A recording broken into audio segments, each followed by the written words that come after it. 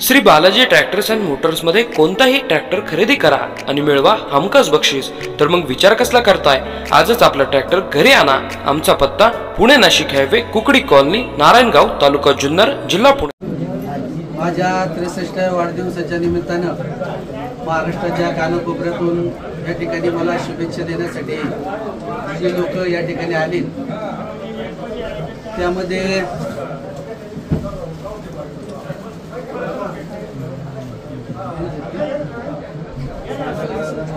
सागरदादा मालगुंडे असतील, लतालंका पाचेगावकर, जयसिंग भाऊ पाचेगावकर, Parlekar sir, Thorat sir, पापाबाई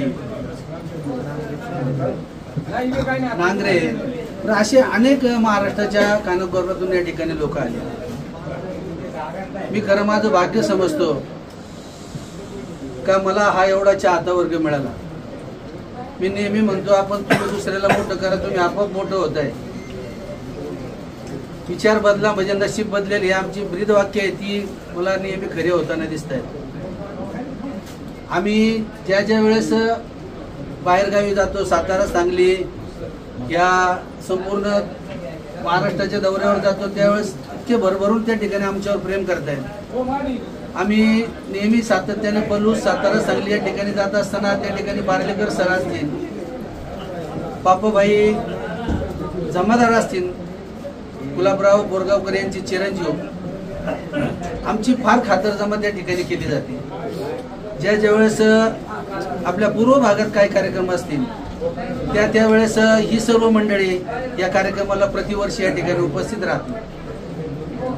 एक मे महिन्यामध्ये आमच्या पुतणीचं या ठिकाणी लग्न झालं। आमचे अण्णा भुजबळ, शिवनेरी संवादचे गणेशजी चोरे सर यांनी त्यांच्या त्या चॅनलच्या माध्यमातून सांगितलं की ह्या लग्न सोहळ्यासाठी 13 जिल्ह्यातून या ठिकाणी लोक आले होते। आजही 12-13 जिल्ह्यातून या ठिकाणी माझ्या वाढदिवसाला शुभेच्छा देण्यासाठी या ठिकाणी लोक आले। अनेक लोकांनी या ठिकाणी शुभेच्छा दिल्यात। आता मी प्रत्येकाचं नाव जरी आठवायचं म्हटलं तरी ते गोष्ट शक्य नाही, परंतु हे बाबा 80-85 वर्षाचे आहेत। बापू बिरू वाटेगावकर यांचे मेवणे आहेत। बापू बिरू वाटेगावकर हे आपल्या सर्वांना प्रचलित आहे का, ज्यांनी त्या सांगली, सातारा भागातल्या लोकांना न्याय देण्यासाठी त्यांनी क्रांतिकारक पाऊल उचललं, असे बापू बिरू वाटेगावकर। म्हणजे आज इतक्या तमाम महाराष्ट्रातून जी लोक वाढदिवसाला या ठिकाणी आली, मी सर या ठिकाणी खूप स्वतःला धन्य समजतो। या ठिकाणी आमचे यशवंत नाना गुंजाळा आहेत, आमचे केसकर साहेब आहेत, असे भरपूर लोक सकाळपासून या ठिकाणी लोक अनेकांनी शुभेच्छा देऊन गेले। तुमचा नाशिक जिल्हा असेल, तुमचा सिन्नर तालुका असेल, तुमचा नगर जिल्हा असेल, या सर्वांच्या सर्व ठिकाणावरून या ठिकाणी लोक आली। आमच्या आळकुटीचे आमचे मित्र सतीश शिरोळे असतील, आमचे मान्य वकील साहेब, ते सुद्धा या ठिकाणी उपस्थित आहेत। आमचे ठुबे दादा, म्हणजे कोणाकोणाची नावं घ्यावी हा या ठिकाणी प्रश्न पडतो। आपण या ठिकाणी माझ्या 63व्या वाढदिवसाच्या आपण मला ज्या शुभेच्छा दिल्या, त्या सर्वांचा मी ऋणी आहे। मी आपले जे आमच्यावर ऋण आहे हे मी कधी विसरू शकत नाही।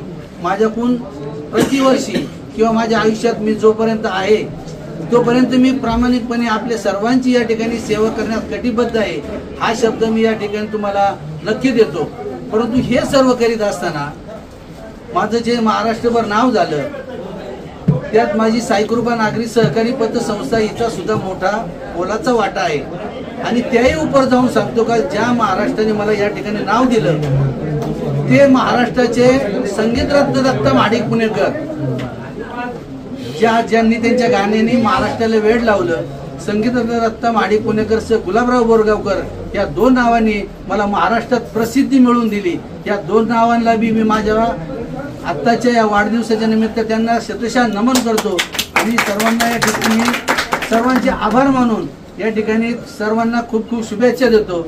माझ्या वाढदिवसानिमित्त या वैष्णव मल्टीस्टेटचे चेअरमन TL गुंजाळ साहेब असतील, आमचे मित्र संजयजी विश्वासराव असतील, राकेशजी डोळस असतील, गणेशजी सोनवणे असतील, अब्बासभाई व्यापारी असतील, अरुण डावकर असतील, यांनी या कार्यक्रमाचे या ठिकाणी नियोजन करून हा कार्यक्रम यशस्वी करण्यामध्ये त्यांचाही मोलाचा या ठिकाणी वाटा आहे। त्या बेल्ले गावचे अनेक नामवंत लोक या ठिकाणी शुभेच्छा देऊन गेले. माझ्या बेल्लेगावचा मला अभिमान आहे. माझ्या बेल्लेगावची मला साथ असल्यामुळं आपण प्रतिवर्षी तो तमाशा महोत्सव करू शकतो. संस्था एकटी किंवा संस्था काही करू शकत नाही, त्याला गावची सुद्धा साथ लागते.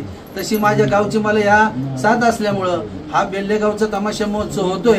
आणि आवर्जून सांगावंसं वाटतं का बेल्लेगावचा तमाशा महोत्सव हा कधीही बंद पडणार नाही, हा कंटिन्यू चालू राहणार आहे. या माध्यमातून मी, या प्रसार माध्यमातून मी हा संदेश देऊ इच्छितो. पुन्हा एकदा या ठिकाणी सर्वांचं आभार व्यक्त करून थांबतो. धन्यवाद. जय हिंद, जय महाराष्ट्र.